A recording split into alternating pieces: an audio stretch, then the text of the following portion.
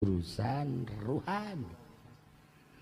Hadirkan Gusti Allah, ngahadirkan Gusti Allah tepan meureun kudu ngalengitkeun selain Allah. Selain Allah teh makhluk-makhluk nu aya di kolbu urang, makhluk mulai dunia eueuh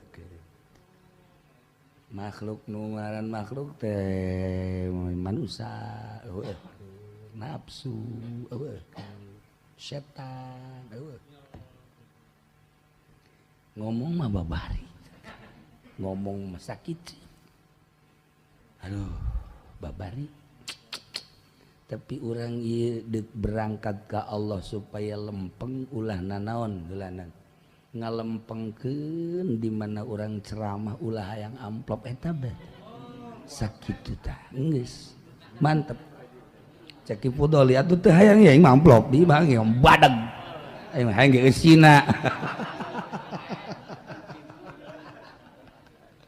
Tah eta leugitkeun seseleh urang ngaleugitkeun. Seseleh. Aduh, Fortuner nu anyar teh lampu tukangna nu beda. Masya Allah, Masya Allah. Haju lampu hareup rada nongtot saya. Ya Allah, percis oko susu jahe gitu. Aduh, teh jauh urusanana tina urusan material.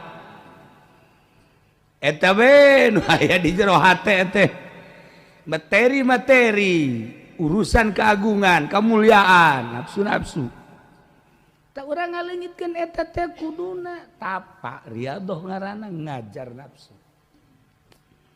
Mulai urang atur disiplin ngaranna, disiplin wuduna, disiplin salatna, disiplin dahar jeung nginumna, disiplin bentakna dengan tujuan ngaleungitkeun sifat-sifat basyariah, deuk ngahadirkeun sifat malaikat supaya ngancik kehadiran Gusti Allah di hate.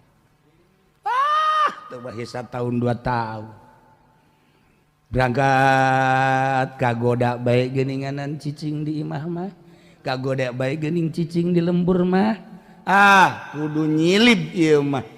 Beresiko tinggi, mungkin boga anak, mungkin boga pamajikan, mungkin boga santri. Resikona waduh wahara tinggalkeun.